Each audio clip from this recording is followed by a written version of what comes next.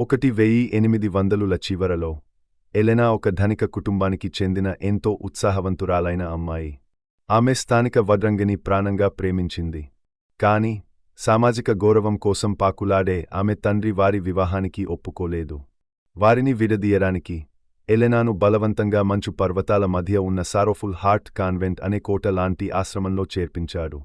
Elena భక్తితో అక్కడికి వెళ్లలేదు.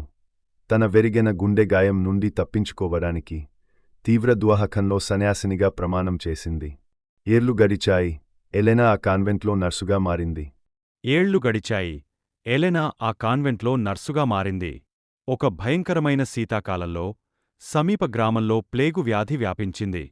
సహాయం కోసం ఆశ్రమం వద్దకు వచ్చిన బాధితుల్లో ఆమె పాత ప్రేమికుడు కూడా ఉన్నాడు. అతడిని ఎలాగైనా కాపాడాలనే ఆరాటంతో ఎలెనా ఆశ్రమంలోని పవిత్ర ద్రాక్షారసం మరియు మూలికలను దొంగిలించి అతడి జ్వరాన్ని తగ్గించడానికి నేలమాళిగలో రహస్యంగా కొన్ని నిషేధిత ఆచారాలను నిర్వహించింది. కాని ఆశ్రమమాత మదర్ సుపీరియర్ ఆమెను పట్టుకుంది. చర్చి దృష్టిలో దైవప్రమాణం కంటే ప్రాపంచిక ప్రేమకే ఎలెనా ప్రాముఖ్యత ఇచ్చి ఘోర పాపం చేసింది.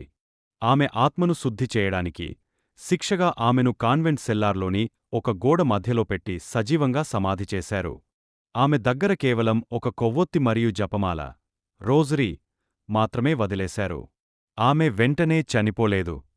లోపలగాలి అయిపోయేలోపు ఆమె ప్రార్థనలు శాపాలుగా మారాయని గ్రామస్థులు చెప్పుకుంటారు. ఇప్పుడు ఆ కాన్వెంట్ శిథిలావస్థకు చేరుకుంది. కాని ఆ తెల్లని నన్ ఆత్మ మాత్రం అక్కడే ఉండిపోయింది. అసలైన భయం ఆ పాత నేలమాళిగలోకి వెళ్లే సాహసికులు అక్కడ పాత మైనం మరియు ఏదో వింతవాసన వస్తుందని చెబుతారు. మీరు అక్కడ నిశ్శబ్దంగా నిలబడితే ఒక వింత శబ్దం వినిపిస్తూ నేలపై చెక్క జపమాల పూసలు ఈడ్చుకుంటూ వస్తున్న శబ్దమది. ఆ శబ్దం ఆగపోయినప్పుడే అసలైన భయం మొదలవుతుంది. ఆ పూసల శబ్దం ఆగిందంటే ఆమె సరిగ్గా మీ వెనుక నిలబడి ఉందని అర్థం. పురాణాల ప్రకారం మీరు వెనక్కి తిరిగి చూస్తే మీకు ముఖం కనిపించదు. తెల్లని వస్త్రం కింద కేవలం ఒక చీకటి శూన్యం మాత్రమే కనిపిస్తుంది. ఆమె తన బూడిద రంగు వేళ్లతో మిమ్మల్ని తాకుతుంది. మిమ్మల్ని చంపడానికి కాదు, తనతో పాటు ఆ గోడలోకి లాక్కెళ్ళి తన శాశ్వత ప్రాయశ్చిత్తంలో తోడుగా ఉంచుకోవడానికి.